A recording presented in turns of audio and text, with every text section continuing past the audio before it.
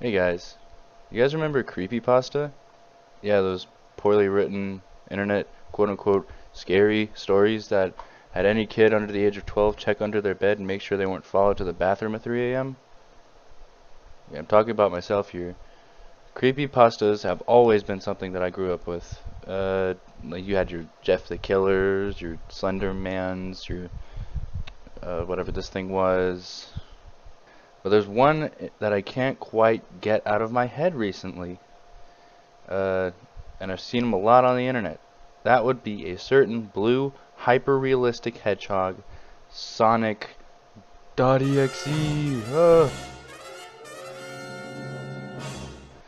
Now, why do I bring up this little weirdo? Well, he's had a little bit of a resurgence on the internet recently, and I keep seeing people make new versions of the character left and right. Some are genuinely interesting, and some are, uh, interesting, quote unquote. With all these new renditions come fan-made projects to really breathe life into their own iterations of the character. I've gathered 4 of these new renditions of the character to look at and review here today for all of you. And so, what better way to get started than with a remake of the original Sonic.EXE, Sonic 2011.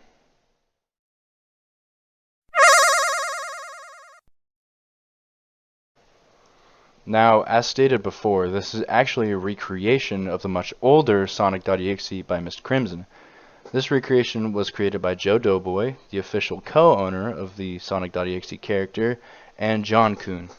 I feel like I don't really need to go over what happens in the original since it's a very well-known thing that has been out for like 10 years at this point. So if you don't really know, I can't. Tough out of luck. You're out of luck, buddy. Anyway, since I'll be mainly going over what differences there are and how they improve the game.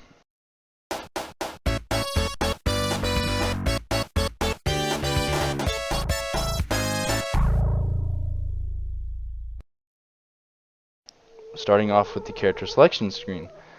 Now, this screen has gotten a major improvement. The background music is actually kind of creepy this time.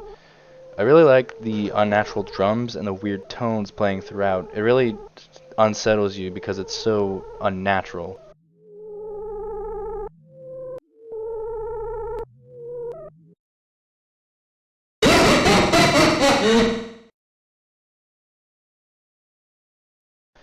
Now, getting into the actual game, we start off in the classic hill zone as Tails. Now, if you don't know, the game is blatantly lying, as there's no hill here. It's just a flat stretch of land. So, walking to the right, as you do, we walk by some peacefully sleeping animals. Can't you see how peacefully they're sleeping and totally not dead at all? They're just sleeping, as any normal animal would do. After these peacefully sleeping animals, we continue walking to the right, until we bump into our old pal Sonic the Hedgehog. Now, in the older game, Tails would walk right up to Sonic as static gets louder and louder, and the static is so loud in the original. But in this game, Tails actually runs away from Sonic, and we have to hold the right arrow key, or I think D if you're using WASD, to force him to approach Sonic. Now, this goes without saying, but adding this level of interactivity, not just a moment where you do nothing and watch, it makes the moment so much better and a lot more impactful. Now, when we approach Sonic, he asks us if he wants to play with us, much like the original, and we will warp to the hide-and-seek zone. Running for a little bit, we get a time over before the words "Ready or Not" and "Here I Come" appear on screen, with Sonic doing a little jump scare. The chase ensues like normal. We run as much as we can before we are tripped up by Sonic, and Tails gets his head turned in the other direction.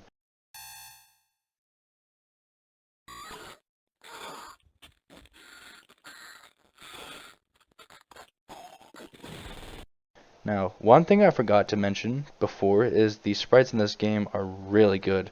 They really outdid themselves with all of this. It adds another level of horror, I think, when you see Tails get more and more scared and actually, you know, die instead of just vague blood splatter. Now, with Tails dead, we have Knuckles up next, who gets thrown into the You Can't Run stage. Now, unlike Hill, this stage has been massively overhauled. Instead of just scrap brain zone with an evil sky, the stage has been completely darkened, now with the occasional lightning flash to light our way. You know the drill at this point. We walk to the right until Sonic finds us, and we enter a quick boxing match.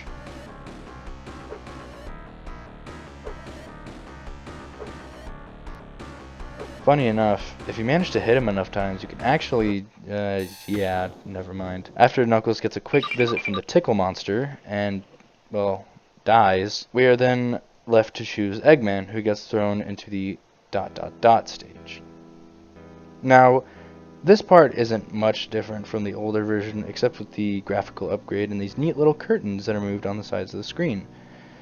Well, this level exactly plays out like the original. We go down some flights of stairs, and the level gets darker each time we descend them. This repeats for a few times until we are greeted with Sonic, who actually opens wide for a delicious midnight snack. Of eggs, because Eggman, get it? Now after that, we are met with the character selection screen and these gnarly, cool-ass sprites of each of the three characters in a grotesque and twisted form. Then, Sonic appears and stares at us for a little bit. After a few seconds of the staring contest, he gets the full RTX treatment. After a while, he starts spelling out his catchphrase, "I am God," before staring at us a little more and then eating us.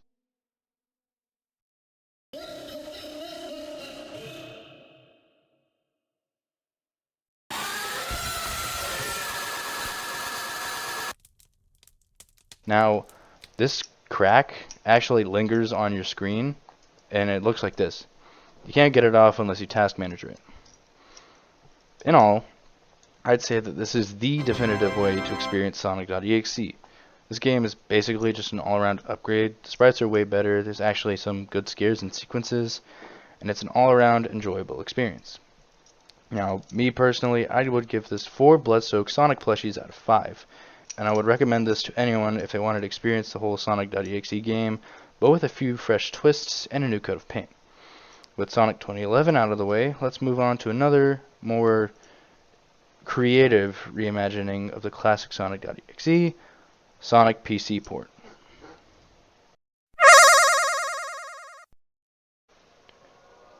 Sonic PC port was another creation of Joe Doughboy and John Kuhn. Man, these guys are really talented to create 2 great EXE projects. While Sonic 2011 was a more faithful recreation of the original Sonic.exe, this one is supposed to be a complete reimagining of the game. Now, this game is only a demo, so there isn't really much to judge, but what is there is really great so far. So, without further introduction, let's get into it. Upon startup, we are met with Tails in a void, in the clutches of this version of Sonic.exe, known as Lord X. Now, I'm no expert on this particular rendition, but supposedly he and 2011X, the one we just went over, are the same. It's just this one is more experienced. Anyway, this screen is basically just a warning for the flashing lights, jump scares, all that stuff. And with all that out of the way, Sonic greets us with his black-stained smile, and the game starts. Much like this one, we start off in the Hill Zone as Tails, but unlike the last one, this is actually a recreation of Green Hill. You know what that means? We finally get gameplay! Oh man, I can't wait to... Oh, it's all gone. Yeah, this Green Hill bit is just a trick, and we're relegated to the classic Flat Hill Zone. Oh well, time to go through it again. We walk to the right, passing some more peacefully sleeping animals, trademark. I swear, you cannot be a flicky in this universe. You will die a horrendous death. The more you go to the right, the more orange the zone gets before we run into Sonic. This time, Sonic doesn't even wait for us to get all the way to him. He just opens his eyes early. Rude.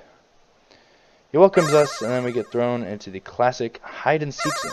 Now, unlike the other version, you can actually die here, so there's a little bit more interactivity with it. If you don't fly over this giant pit of fire, Tails actually burns to death, and if you let Sonic catch you too early, you just die. The more you die, the closer this scary Sonic gets to you. But after getting over my skill issues, I finally flew past it. When we fly past it, and oh my god, did that tree just eat Tails' tails? That was actually really cool, actually. Well, now all we can do is run to the right before Tails trips up again. A really cool orchestral rendition of the Sonic drowning theme plays before Sonic just...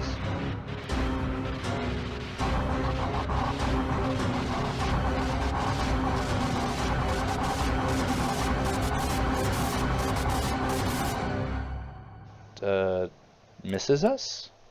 Well, seizing this opportunity, we run to the left this time, and, yeah.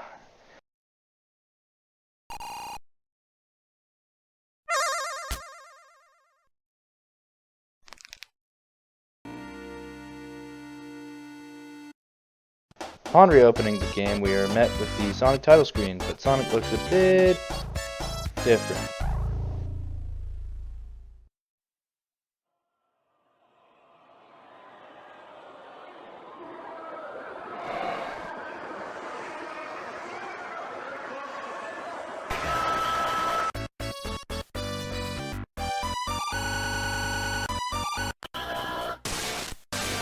After that whole sequence, we are met with an anti-piracy screen with a black-eyed Sonic and his plaque-stained smile. Now, this isn't actually the end of the game. Text files are actually created on your desktop, and opening them seems to piss the game off, asking us to stop reading and actually play the game. But since we're like that, we ignore it, and every time we open a new text file, the window gets angrier and angrier until it floods the screen with I am God text files. Then the game closes, bringing Sonic PC port to an actual end.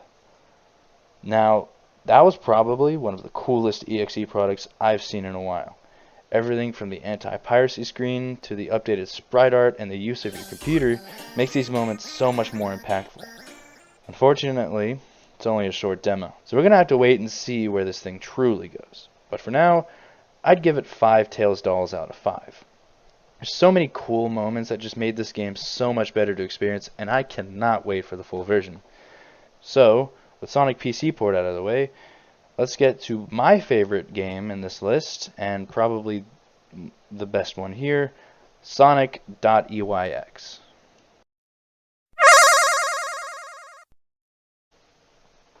Sonic.EXE, or Sonic Editable ROM, was created by Kawa16 and Cloudy Jolt for the Luigi Kid EXE Challenge, which is actually how many EXEs originate. The neat thing about this game is how it presents itself as a ROM for Sonic 1 instead of just a random EXE file.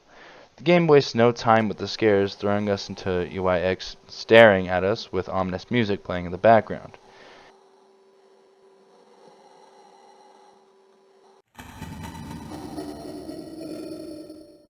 After a while of that staring contest, we see the classic Sonic 1 title screen before it decides to freak out, telling us to quit before it's too late, and how it's not a normal ROM hack.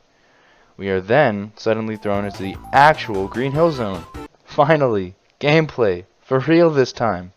Now, a neat little detail about this segment is the neat little foreground effect that they added. It's a very neat touch.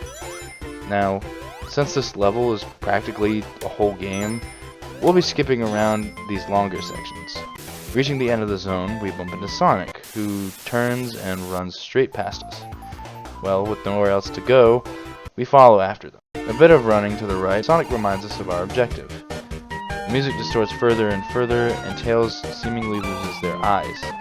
After successfully running backwards, with Sonic's guidance, we make it to the beginning, where Sonic gives us a big hug.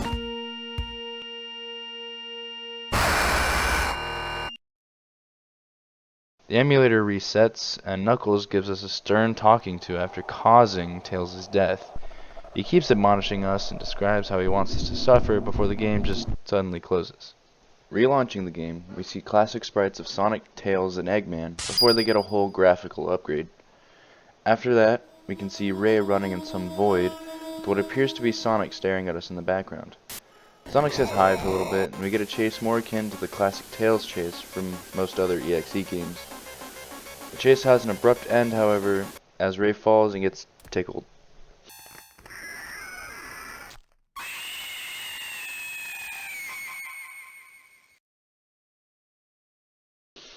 Emulator resets again.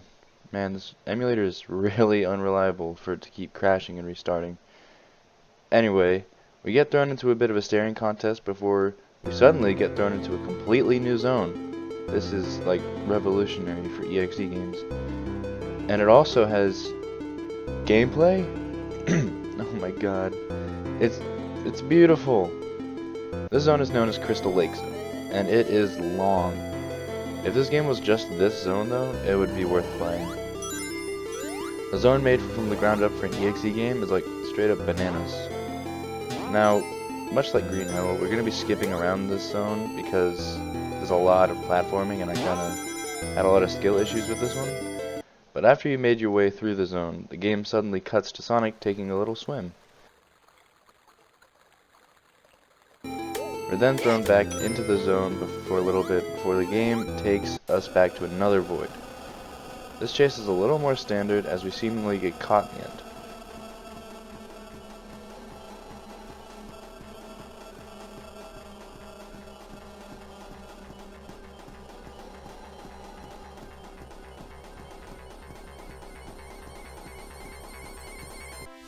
Sonic looks for us for a little bit.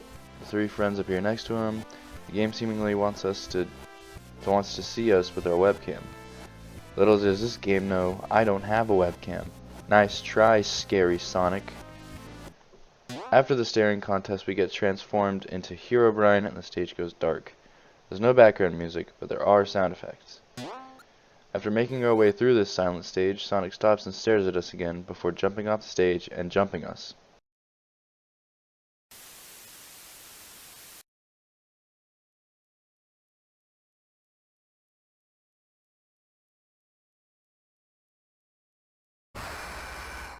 Surprise! Sonic is fine. Going back to where we got jumped by Sonic, we actually pass the stage and move on to Act 2. Act 2 is a lot shorter than Act 1. After making it to this ledge, we look out to see a capsule full of critters, and then we get jumped by Metal Sonic and Eggman.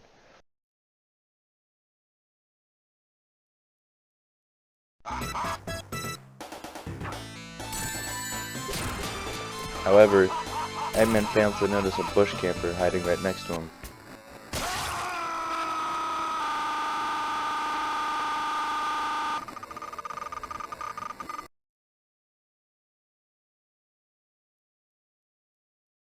With one final reset, we get to play as Tails again. Maybe you can live as Tails after all. We get thrown into an eerie cave with nothing but the sound of howling wind and water to accompany us. There isn't much to this part except for a few scares along the way, but after making our way through the stage, we see Sonic standing over a corpse and Tails gets jumped again.